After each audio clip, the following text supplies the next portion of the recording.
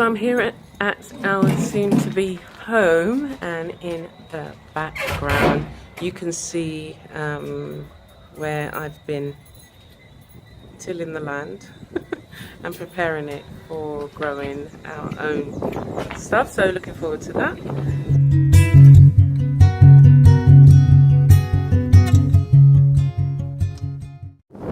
Okay, so I'm clearing a path here, and what I want is stepping stones along here and some bigger rocks here. Here there's going to be kind of grass, and along there's grass. I'm going to leave this as it is and just mulch it. So across here there'll be a little bridge round here and a bridge here leading over into that bit. So what we're going to have is raised beds here. So I guess it doesn't need to be dug with the digger. But what I need to do is I need to lower that a bit more.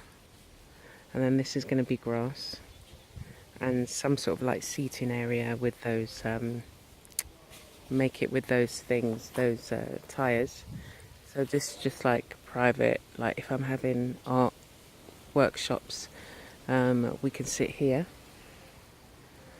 This will be the space, and then you've got the organic food growing along here. So I'm going to do rows of, I need the pallets. Along here I'm thinking grass, but again it needs to be raised a bit, I think. Going to be patio over there, and then the rest is going to be grass. I'm going to raise this area here, put some rocks so it's a bit more level here. So the start of the thing will be higher here. What you don't want is people climbing on top. So I have to think about what needs to go around it so that it's not climbable, because kids will think that it's a wonderful place to climb. Maybe if we put like fencing so you don't actually see, it can be another kind of creative space externally. So what I might do is continue the rocks to about where the curve bends, just there. And so then this all will be grass, all of that, and then around the front. And then we want a hedge growing all the way along and all the way up. And I'm looking at this tree here. I might use that. It depends on how quickly it can grow. So at the moment all I'm doing is I've removed some of the dead leaves and stuff like that, and I'm going to put it over there where I'm trying to prepare the soil.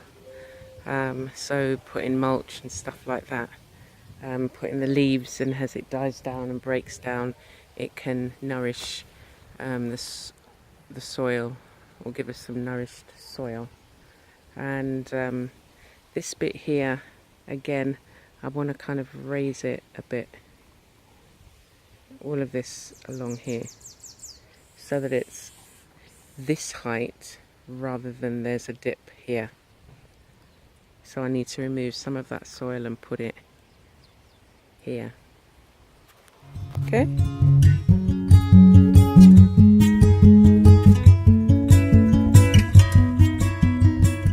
Okay, so here we have it so far.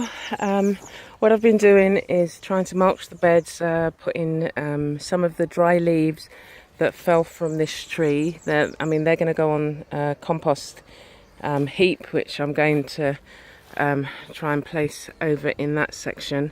So what we've done so far is we've covered most of the sections, 2 out of the 3, apart from these 2, because we'd started planting sweet potatoes in this particular one. And in this one we're planting they're Mexican sunflowers, and their leaves act as a fertilizer. So I just wanted to have like a wall of these. If I can start getting these growing, I can then plant them in other places of the garden, and they're almost tree-like, so we can decide to have them wherever we want.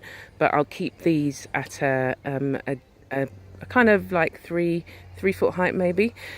So we've covered the rest of the beds, and we're focusing on this one so far. And what I've done is added, there was some green leaves and some dried leaves, cardboard. I've put some more of the grass that we cut, and so they've been covered. I've still got to do the same thing, put some of the grass cuttings under these 2 at the end there, and then this row. It's about a row of 5 or 6 beds, and then what that will help is the ground underneath. The grass will decompose, and with some dry leaves, you know, it could create a compost. And so with this section here, I've added the dry leaves, the grass, some other green leaves, and allowing them to kind of just rot down. And here's my lovely assistant. So Alan planted the sweet potato. There were some vines we got, and they're actually coming up, which is quite good. They're growing. I'm not sure whether the spacing, you know, about the spacing, but they're fairly spaced out, the ones that have started to grow. So it looks like we're going to also have to, some of the leaves have been, or most of the leaves, looking at them now, have been attacked by something, so I'm going to have to treat them. Maybe with some garlic solution. I'm going to have to look up. Anyway, so this is the start of my journey. I've never had so much space. I think what I did before was about 100 foot and say 15-20 feet across. That was my garden in the UK. But you know, having this much land to kind of focus on food and trees and, you know, all the things that we want to, you know, be self-sustaining. That's a lemon tree. Hidden behind here is a mango tree, and I've just added some of those branches and leaves, which then can go on the compost heap, because there's quite a bit of breeze that comes from the east-westerly direction, so that's the west direction. And then I've planted a few more of these sunflower, Mexican sunflower plant, and at the back there I want to start growing a hedge, but obviously all the rocks have to be removed first, and the hedge I want to go all the way along.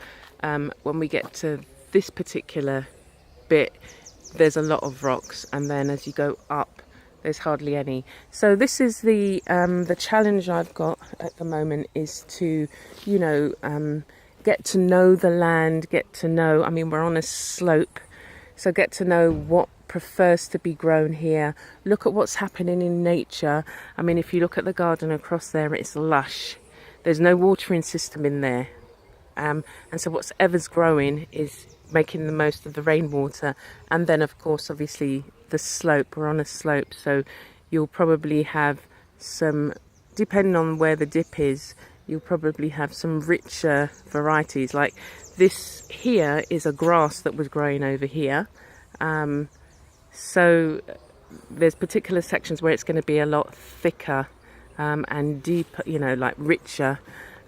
Anyway, so this is my journey, and looking forward to, we're going to be moving in here in about a few weeks, and by the time you see this we probably would have moved in, but I'm challenging myself to actually make this a, you know, food producing kitchen garden with loads of fruit trees, loads of, you know, herbs. We'll have a herb garden maybe in this first bed here, and you know, herbs growing all over, flowers growing all over, but I don't want this to look like a farm as such. I want there to be interspersed, and maybe I have to change the design, because at the moment I created two pathways, so maybe I have to create, you know, some smaller beds, and some more spaces where, you know, you can see the flowers, you can smell the flowers. Maybe cut this in half. I know we've got the sweet potato growing in there, but maybe in the back section, look at how what design best suits the kind of feel I want. I want there to be lots of beautiful smells from the front of the house. So the wind blows in this direction towards us, so that's the east going to the west, and sometimes it northwest as well. So really want to have some, you know, some sweeter smelling, fragrant, flowered type plants at the front, so when the wind blows it carries it through the house or past the house, and if you're back here working, you'll get the beautiful smells as well. And I think it's right to have the compost bin over there, the compost in that section. I want to have the compost, a mini greenhouse. I'm going to look at recycling some bottles. I've seen some really cool greenhouses made out of bottles, and then some banana trees around here. So I'm going to leave it there, and I will do another update at the end of the week so that you can see how far we've got. Our next challenge is to remove all the rocks and I want to do a dry riverbed. This is like a guttering, man-made guttering that takes all the water down into the well. As you can see, we're on a slope, so it's something that's needed. We've got water coming in from all four sides, so there has to be a way for it to escape. Yeah, so that's a challenge. We're going to remove all the rocks, create a dry riverbed, yeah, start planting up. So all of these have got to go, and all up there, they've all got to be removed, all up there and round the front as well. So thanks for watching this video. Hope you if you've got any tips for me, I would be so grateful. I know I've set myself a task, a big one, but please subscribe to the channel, please leave your comments, and you know, this will be a journey which I'd love to share, and any advice that I can give to somebody who's just starting out, I'd love to, you know, as I learn along the way. But any advice that you can give me, I'll take it. So I've heard of the Back to Eden method, and I was going to get some wood chips as well. And the other thing I want to know is, in the paths, what should I put in the paths? I'm not quite sure yet. So any tips, that will be welcome. All right, thanks for...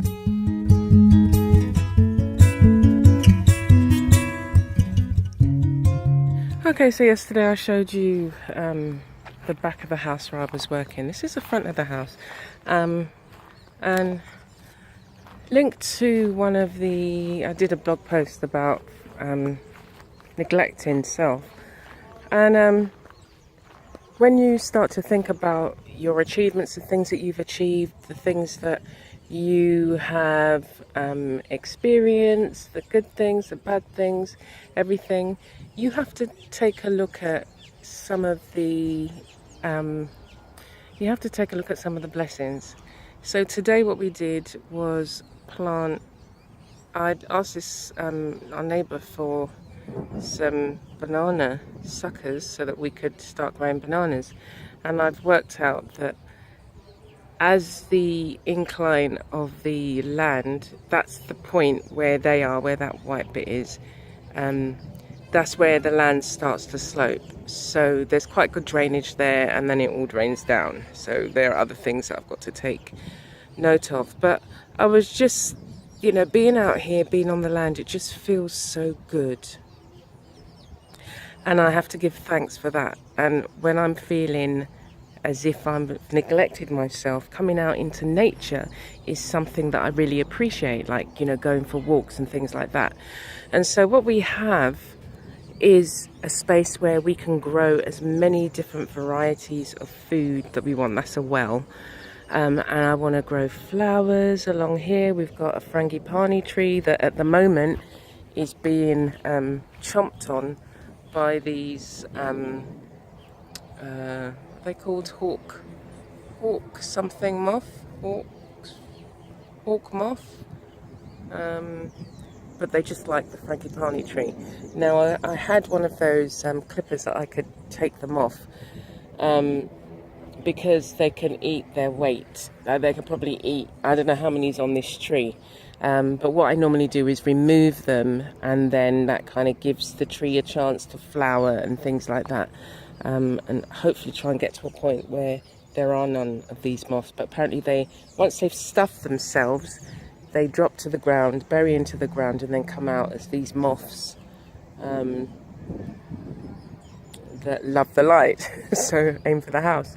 Anyway, yeah, it was just really to acknowledge, I mean, our part of the land stops there, where we can kind of do anything we want with, and we've got all around here. And so it's like, when I compare it to the garden that I'm tending at the moment, I'm just trying out things and putting things in the ground and seeing if they grow.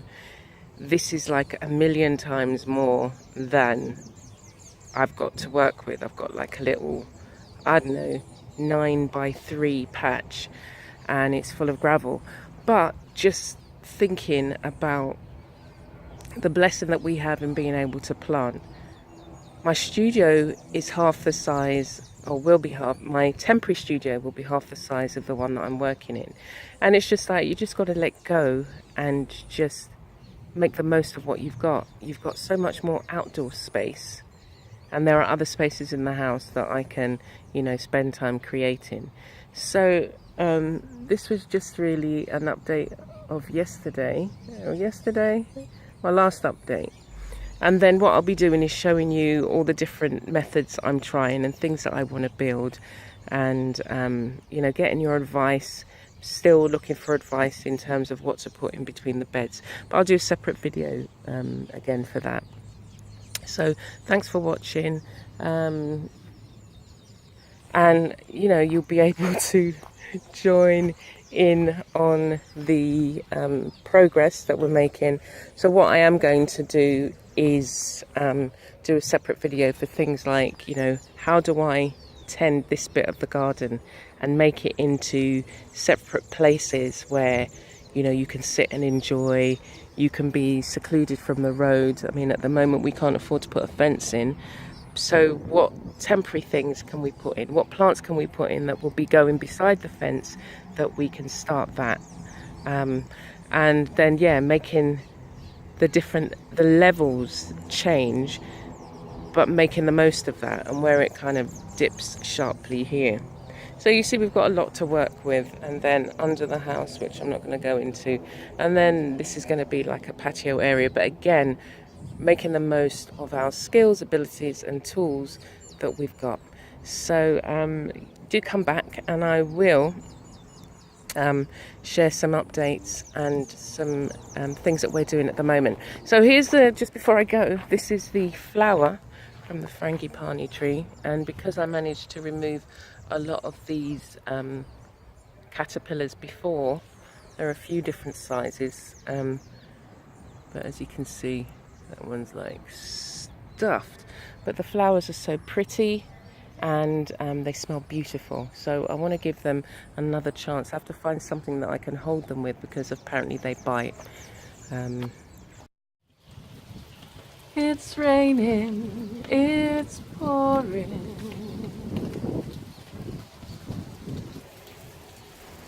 As you can see, there's lots of rain, and we need to clear that front of the house. Oh, I'm getting wet. There's a thing that you can get. I saw it when we went to Montserrat, and it was like a big blind, metal blind, I think, like, you know, during the hurricane or whatever it was, so that when it's raining you can shut it, and so you get the protection of the from the rain, because whenever it's raining, look at how wet that gets, and the floor. So if it's coming from that direction, you have to stay over here to not get wet. But you've got a nice breeze coming through here, nice and cool. This is the back of the house. You get a sneak preview, and we're going to have a kitchen garden back here. I've planted, well, Alan planted some sweet potato, and I've got some sunflower growing there, which will help fertilize. I've got a lemon tree over there and a mango tree, where you can see that dead, what looks like dead leaves over there, is hiding a mango tree. And then over in that corner, there's some banana trees that we planted at the weekend. Further beyond that mound, there's going to be an organic farmer. He's preparing the land. Yeah, so we've got a little bit of a challenge there. I'm looking forward to putting some stuff in the ground. I've got loads of watermelon seeds, melon seeds, squash, you name it. And I want to kind of make it into, or combine it into, so it's going to be a kitchen garden, but there's going to be flowers and stuff like that, flowers and fruit trees.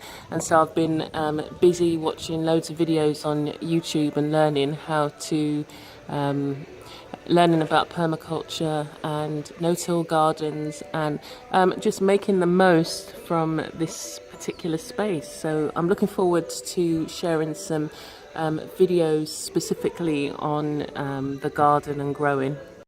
Okay, so I've taken some time out to go to the garden centre. Well, I came because there were some seeds that I had, and I've seen the tree here.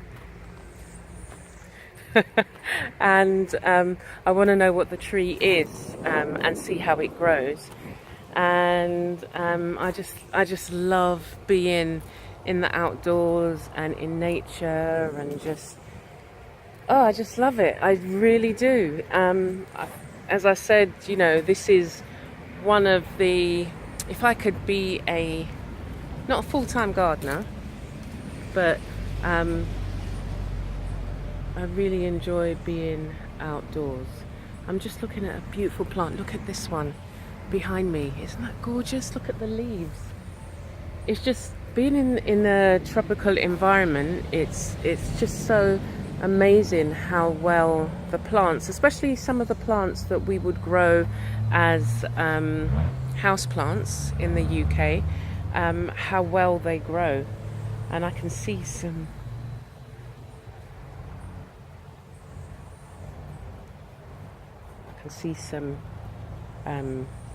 whether it's dropped seeds. Has it got seed pods there? Anyway, I can see some baby leaves that are just growing on the ground that I might rescue. That's the great thing in coming to a garden centre.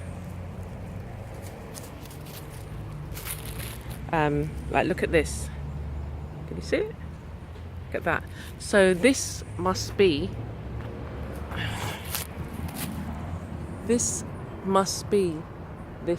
tree here, which has got some white flowers, but I'm not actually sure what it is. So I'm just going to have a look around and get the name of the tree that I've seen that is just amazing, and see if it's something that I can grow